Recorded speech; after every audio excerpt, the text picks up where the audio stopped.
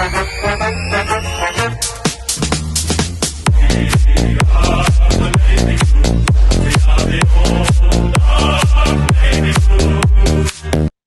one and all. Welcome to another episode of Baggers Chat. My name is Mitch Pattinson, and as always, I'm joined by Ethan Daffy. And of course, we are reviewing the Carlton v Geelong game.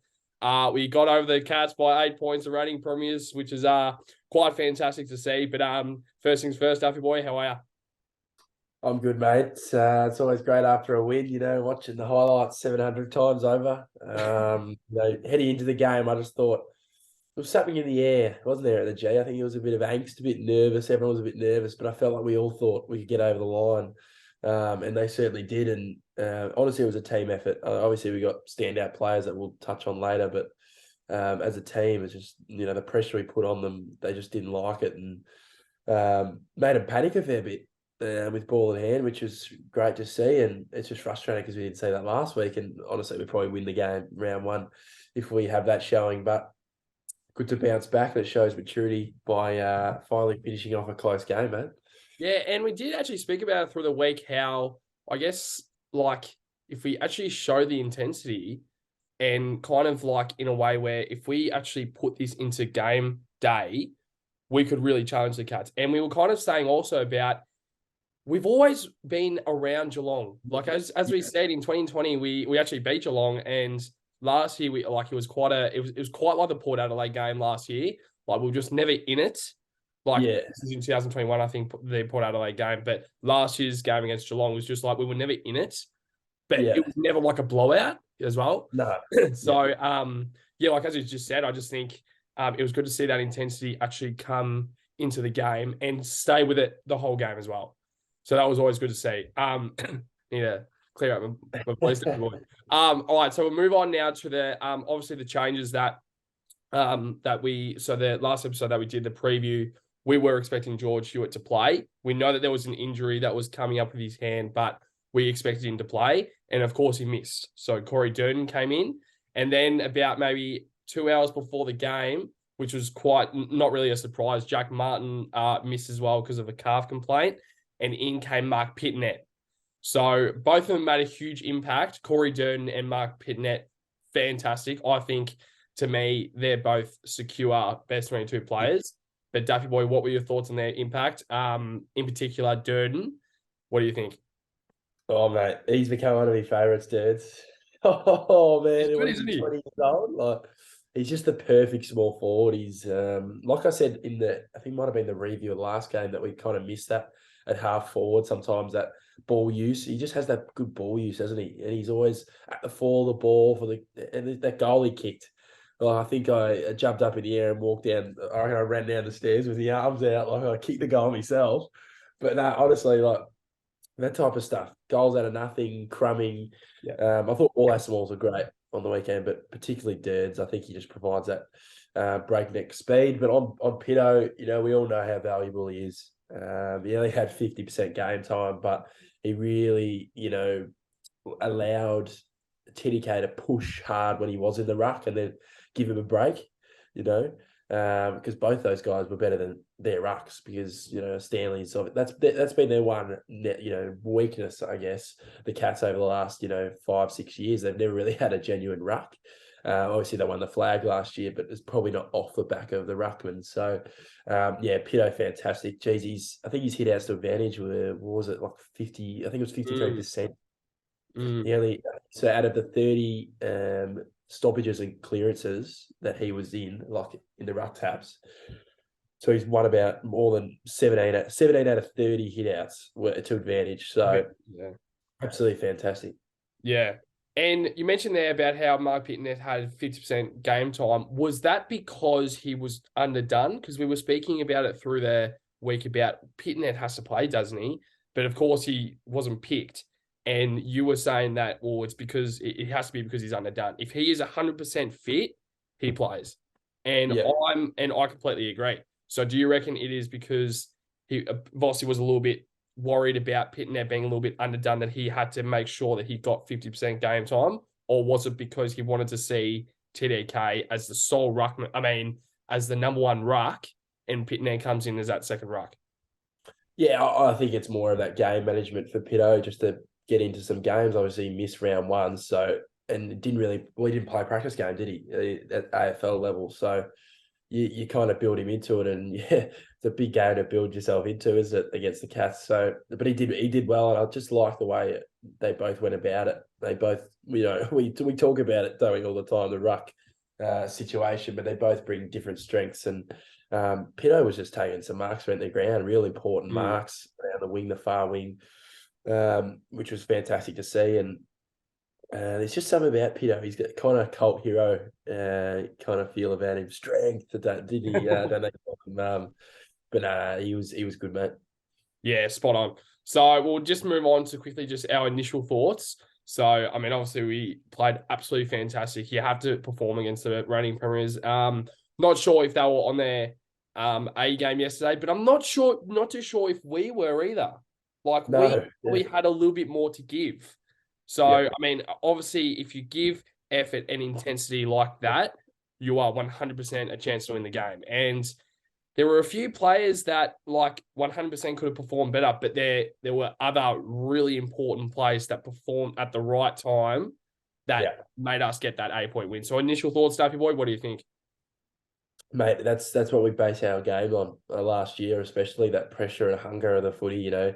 If one guy misses a tackle, there's another guy there. But there's nothing more motivating as a fan when you see your team laying tackles, is there really? Like, apart from kicking goals, there's, pressure around the footy. We're locking in the ball inside 50 this week. Like, that was it. You get repeat stoppages in the forward 50. Our mids were, tackling them, fighting for the clearance, not letting it, we might not have clean hands on it, but Cripps goes again and he goes Yeah, again and he goes again and he goes yeah, again. yeah, That's the stuff I want to see. Obviously, they're superstar players in their own right, different strengths, and Chera's got a beautiful kick, but it's more about that hunger. You want that hunger. That's the base I want every single week.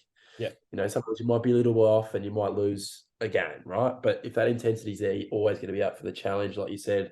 With a team like Geelong, you have to. There's no ifs, buts, or maybes really.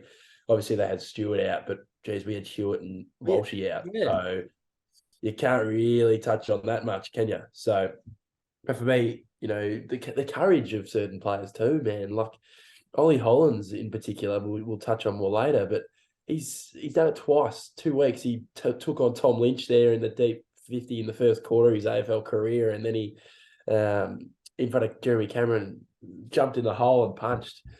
Like, that's just courage, man. It's his second game, and it just shows as a unit now compared to years past that we're all together. There's a togetherness. There's not 5, 6 blokes putting effort in and carrying the team for the victory. It's a 22-man effort, and we saw that on Thursday night. yeah. And like just there, because I have some words written down that I think is Yep. kind of our brand. So what I wrote down is intensity, hunt, courage, dare, and heart. And I reckon Yep. a big part of that heart is Matt Owies.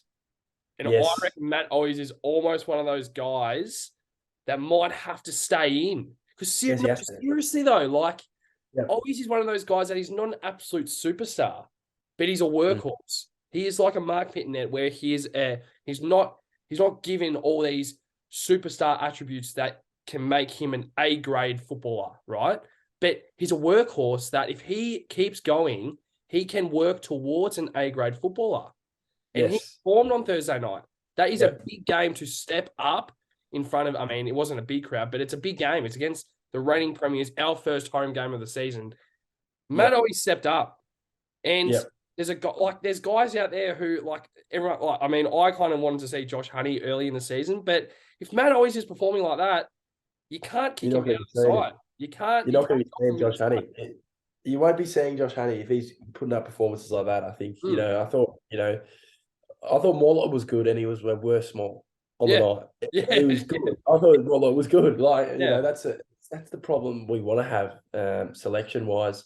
It's going to be a headache bringing Hewitt and Walshy in, to be honest with you. I don't know who the hell you drop out of that. But mm, like you said with Owies, he gets the most out of himself. yeah. And, he cops a bit of flack here and there, and he copped a bit from us last week. But Jesus Christ, he was dangerous He on was. Thursday night. And he just shows hard. He, pumps the chest every Yeah. time he kicks the goal. It shows what it really means to him. And, he's come from a different kind of background in terms of, he's a basketball player and didn't play football for too long in his younger years. But, mate, 3 goals straight. He kicked an important one in the last quarter, Yeah. which ultimately it didn't seal the victory, but it just made it that little bit easier. And Mm. his tackle pressure, his will to get it forward the other night was great to see. Mm. And like you just said, then how just his intensity and his like pump of the chest, like he is the guy that you kind of want to have around, because if he gets Yeah, up and about and gives it to the crowd, gives it to the player, being like, "Let's go," that's when all the players actually start to rise up as well. yeah, And another guy who like very much shows his heart every single week, but especially on Thursday night, was Charlie Curnow. So the title is King Charlie Rocks the MCG. Charlie Curnow finished with 5 goals with 7 scoring shots as well. He kicked 2 behinds, but also 9 marks. And his goal kicking accuracy has improved a shit ton. Like I don't think it was a massive issue, but I think it was more just his mental sort of approach to the set shot that's really improved. And what did you think of Charlie's game? Do you reckon he was the game changer, I guess, or do you see this every single week? Because 5 goals for Charlie, and he probably could have done a little bit more than that as well. It's pretty scary. yeah, mate. I honestly think behind obviously Jeremy Cameron, who I reckon has to get the 3 votes for mine. He's just a freak, man. But last year we saw it every week. He'd go 4 goals, 4 goals, 5 goals, 4 goals. Like that's just what you get out of him every week. It's like back in the day with Favola, you just expect him to kick 4. That's his minimum almost. And like you said, he could have had more. If he kicked a couple in the last quarter, he could have had 7 or 8. He's the type of guy who could crack the 10 one day. Yeah. He have a big 2 halves. But that goal he kicked from 50 where Ed kicked it to him and he just played on and do you know the degree of difficulty on that kick? He can't, he's not looking at the goal. Yeah. He's 50. Wiggles around. He's not looking at the goal. He just, obviously, he's looking at, moving around and he kicks a goal from 50. That is, you can't pull that off. A Yeah. normal player can't pull that off. And Jesus, man, he's getting better and better. And honestly, he's got to be going for the Coleman. I think it'll be between him and Cameron, to be honest. I think they're the 2 best forwards in the comp, in my opinion. Currently, in terms of just freak athletes. I think, every time Charlie seems to be close to the ball, how about the crowd? There's just some sort of something's about to happen. Whether he doesn't mark the ball, gets the ground, he snaps it, or there's something when Charlie's in a one-on-one, the whole crowd's yelling, kick it to him.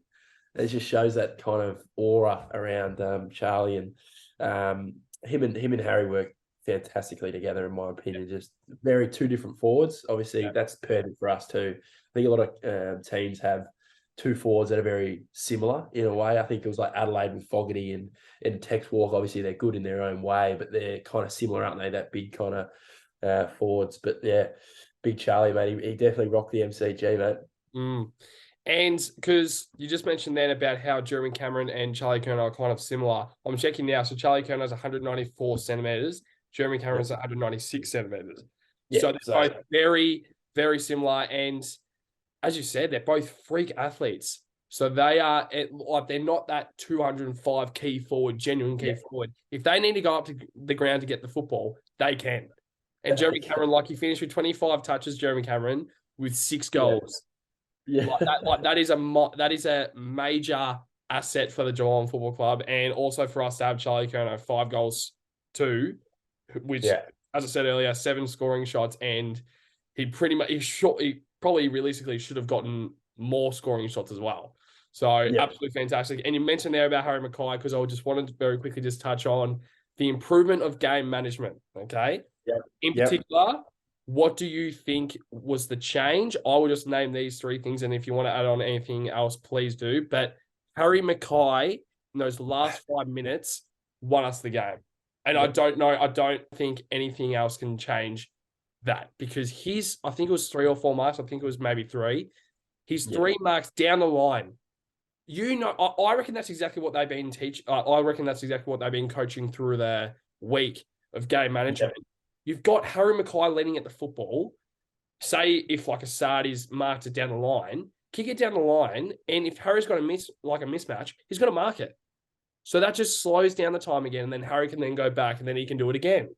Okay. Yeah. I just think that, I mean, and also that type of football and that type of strategy wins you grand finals. It really does. If you have a key forward down the line that can do that in the precious stages, in the last final moments, that wins you grand finals. And we haven't seen that before. We have never seen that type of game management from Carlton. We've seen it from other sides, but we've never seen it from Carlton. So, Daff, what were your thoughts on our game management? I thought it was absolutely sensational. What are your thoughts? Oh, no, fantastic. I think, obviously you continue to learn from those heartbreaks of, draws and 1-point losses and stuff like that, which started to get frustrating, but you knew it was going to click. And we were saying it in the review of the Richmond game. I think it's going to click. It's going to come, You just got to be patient, and the patience is the most frustrating part of it all. But yeah, like you said, holy man, like this guy, he's a mismatch to anyone on the field though. Yeah. Like he gets his arms up, gets a bit of a leap going, and there's no one taking a mark ahead of him. No. Like maybe a ruckman, but honestly, he's probably beaten Reece Stanley or a Blixarves, and Reece Stanley was off the ground. So you've got to utilise that as well through game management. And he took one in front of the MCC members wing, and then he goes down the other wing and takes another one.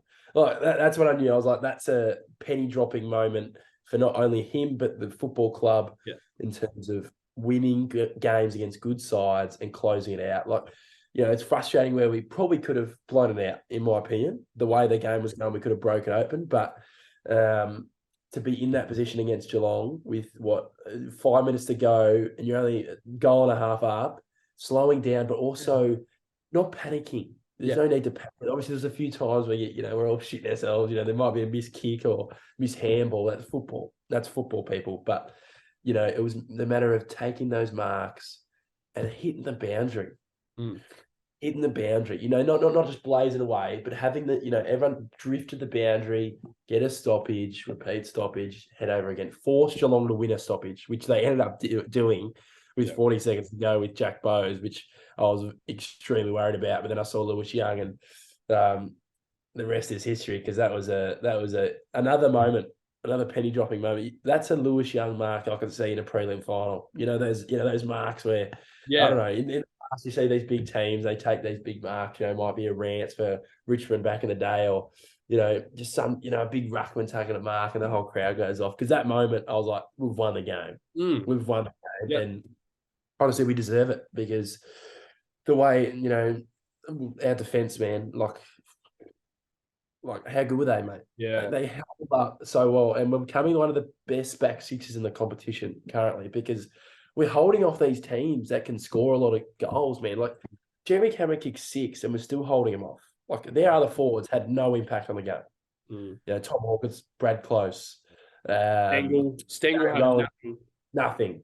Yeah. Gary Rowan, the guy from the centre square, not sure what he did for the rest of the game. Yeah. So honestly, like you said, game management, superb. Yeah. And you mentioned there about how I think the fans were panicking, but the players weren't. The most important people out there at the MCG weren't panicking. And that was the difference between last week. Last week, they were panicking.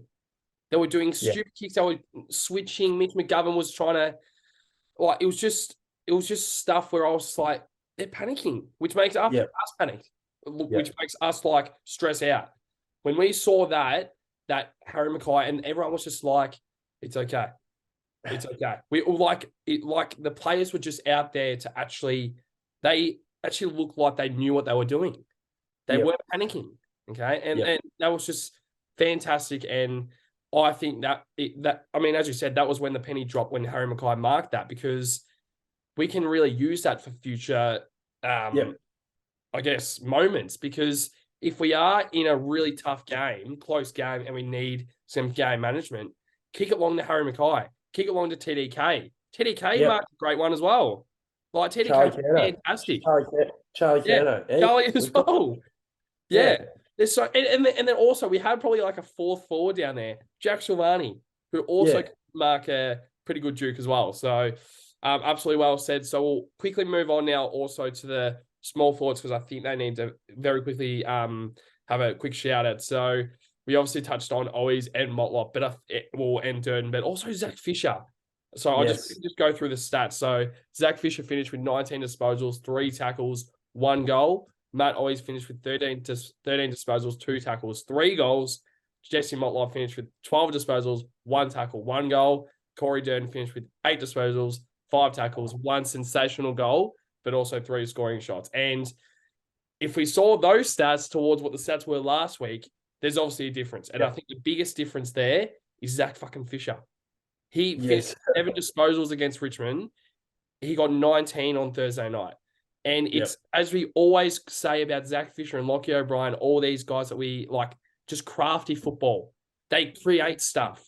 If they see an inside target, they're going to lace him out on the chest.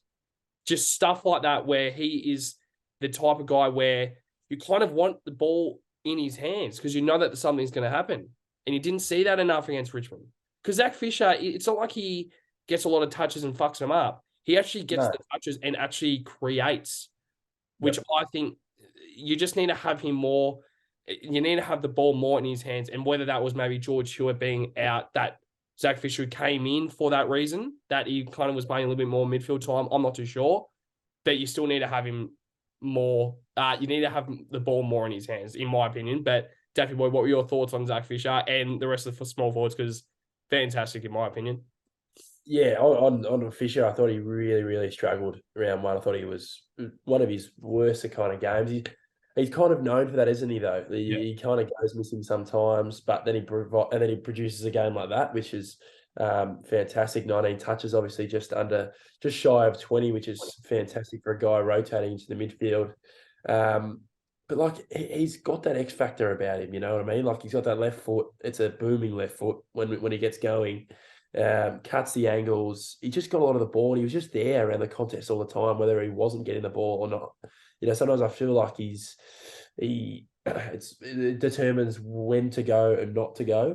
And the other night he picked the right times. I felt like all the small forwards did pick the right times to when to crumb, or when to go in the back. There was set, like that's all we asked for against Richmond. We're having times that we get it on the ground the other night, and it led to a goal. Because we just always picks it up and he just somehow throws a handball forward and Durden kicks a ripper. Yeah. That's off crumbing. That's off crumbing and simple crumbing. But yeah, Fisher superb. As we touched on, Matty Owies he's the man. He cops a lot, but I think he's a vital part of this team if he keeps that up. He's just got to keep it up. And we're not expecting 3 goals every week. That's not my expectation, It's more about that pressure and more team goals rather than individual goals. Motlop, I thought he was better. Obviously kicked that first goal, check side. He's an interesting one, Jesse, because he's got that, 19? He's got that X factor, I think, similar to Durden. He's just got to keep playing. If you get more games that will mature, he'll get better over time. And Durds is probably my top 5 favourite players currently, just like the way he goes about it. Blokes who kick those goals deserve games of football for the Carlton Football Club because that gets the crowd going. And I reckon I've watched that replay about 15 times with the crowd roaring. If you haven't yet, give it a watch because the mighty navy blue roar is better than any other roar in the world. Yeah, absolutely spot on. And you said there about Owies. So Owies actually had 7 score involvements. So with also his 3 goals, he's also creating goals as well. He's creating scoring chances, and he's so important. I don't know why he hasn't played more games of football because, I think when he's gotten his chance, he's had those probably maybe 4 or 5 games in a row where he produces some good football, but not football like that. And once again, you speak about the preseason. Matt always probably has had a big preseason also because he's 26, so he's now reaching that prime. Where if he can stay there, he can really shoot up and really make sure that he stays in this best 22. But might work towards being one of the best small forwards in the comp, nowhere near it now. But in a few years' time, if he keeps this up with this pressure, as you said about Durden as well, we have so many small forwards now that we are the kind of Richmond of 2017 where we have these fleas that Yep. in front of Harry Mackay and Charlie Curnow, these guys can really evolve. Because if they can crush the pack and bring the ball to ground, you've got a Durden going in, and an Owies, and a Motlop, and a Fisher, all these guys. So we'll just quickly move on now also to the ruck conversation. I think this needs to be talked about quickly. So we spoke about Pitnet earlier, and obviously TDK being the starting ruck. But just a quick question: does 2 ruckman work? I think it's a week by week thing, but I think it majority would work. I think we have to have them both in, depending on the other team for mine too. I think we can also, like on the weekend, we stretched them out because they really had one ruckman and Blixarves probably and Radigalia too, but Radigalia probably didn't want to go in the midfield because he just needed to stay under Mackay or Curnow. But yeah, 2 for mine. 2 for mine, Pato. That's it. I think it's a clear cut answer. Yeah, that's the thing. I completely agree, and I think it needs to be like that because TDK is so dangerous up forward also with his marking. Like, he can really be that other, like, the defender down there might have to go to a TDK, but then you leave Charlie Curnow free. So I just think you just need to play him. That's just my opinion, but I think you need to play Pitnet as the sole ruckman, TDK as the second ruck, because we saw it at the start of the year, how well it worked last year. Like how well it works. And then unfortunately when Pitnet got injured, that's when TDK got actually was given the sole ruckman duty. But I don't know. I just think that Pitnet was absolutely fantastic on the weekend. I just think he needs to play. But obviously our last segment is we just need to touch on the new Blues, but also an old Blues. So I will just go through Blake Acres, 26 touches, 8 marks, 485 meters gained. Crazy stats. Ollie Hollands, who we've touched on before, 20 touches, 15 pressure acts, 453 meters gained. Lockie Cowan, 12 touches, 223 meters gained. This kid is absolutely tough, man. I was right in front of this when he got absolutely slung into the ground. His head hit the floor, got straight back up. Like nothing happened. Like nothing happened. And then this guy behind me was like, how tough is this kid? He's 19. And I'm like, I look behind it, I'm like, it's nuts. It's actually nuts how tough and also Hollands. They're both so tough. And also Ed Curnow, who is an absolute workhorse. He's been an absolute champion of the club for many years now. But it's good to see him get some of the football and get some reward. And hopefully he can keep in this side. 26 touches, 8 tackles, 1 goal. Absolutely fantastic. Daffy boy, what were your thoughts? Yeah, Acres superb. Last week I thought he was solid, but Jesus, man, like he's almost best on for mine if Charlie didn't have the 5 goals. He's the perfect winger. And, you look at him and Hollands, like last year we didn't have those 2 players in our side. And it's actually improved us and it's put pressure on both LOB and Cottrell for their spots now. I just don't see them in the side right now. They're not in the side with Acres and Hollands. With Acres, he's got that size about him like we talked about in the preseason.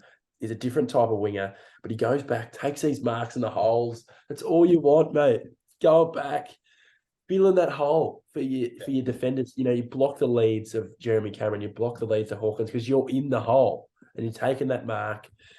His ball use is superb. If I'm not wrong, I think it was 88% efficiency, which is enormous. I think he copped a lot of crap at Freo for his ball use, but I don't see it as a problem at all.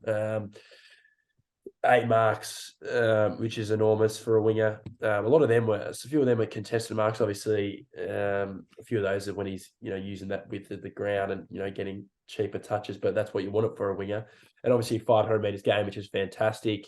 With Hollands, he's giving me Cade Simpson vibes, Pato. He's giving me Cade Simpson vibes. He's something about him. He ran 15.2 Ks. He was the most by 500 metres. He ran top speed. He ran 3.5 Ks at top speed. That is like a 4-year player. This is a second gamer. His tank is ridiculous. So 20 touches, 15 pressure acts, which is fantastic. Yeah. 450 metres gained. It's just touching on both wingers. Next week, you watch him, or the week after when we're at the game, Good Friday, whatever the next home game is, just watch every centre stoppage. Watch our wingers. Because I was watching them all night and they were doing the perfect thing. When that ball's in the middle, they let the big fellas do the work in the middle. Cripper and Bam Bam, Sarah, right? they go straight out. They go straight out, and their men kept getting sucked in. I think it was Holmes, and I think it might have been, who's on the other wing? Might have been a Grind Myers on the other wing Yeah. sometime. They'd go straight out to the wing, sit on the wing, stand on the wing to get that option, that next kick or the next handball. And then their men get sucked in. That's why they got so much of the football, because they played on the width, like we've seen with our wingers even last year with Cottrell and O'Brien, which is fantastic. And Cowan, like you said, tough as old boots, mate. He is tough as old boots, and he's only going to get better and better. And Ed Curnow, there's something about it, mate. When he kicked that goal, he is Carlton. He's Carlton, Ed Curnow, and he deserves more games, and he deserves to be in a successful team. He's been through shit. He's been through absolute shit, getting 30 touches a week, losing by 400 points a week. So he was enormous, and he just plays to his strengths, doesn't he? Doesn't do it overly. He does a few Ed things, kick the ball here and there. But that's what you get out of Ed, isn't it? That's what you get out of Ed. He's that kind of frenetic, crazy bastard, but we love him, so it's good to see. Yeah, and I just think that with Ed Curnow, when he kicked that goal, it was so good to see everyone get around him. It really was, because last year, probably his first year, really, when he's had a full season with him being injured, and also not really being given that crack to really come into the side because he just wasn't up to it. And when we really needed him last season, he was injured. So it was just so good to see him actually look a little bit at home there. He didn't really look lost anymore. Not at all. Not at all. He looked made to be there. And Ed Curnow, we speak about how he probably could be a tagger, but he doesn't need to be a tagger when he's getting 26 touches.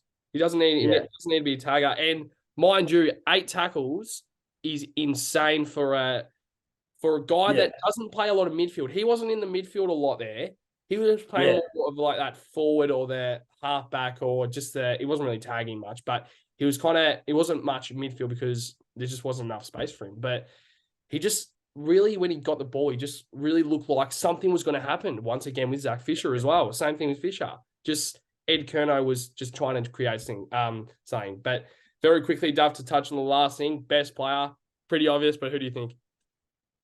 Charlie Curnow for mine, but close second, Blake Acres.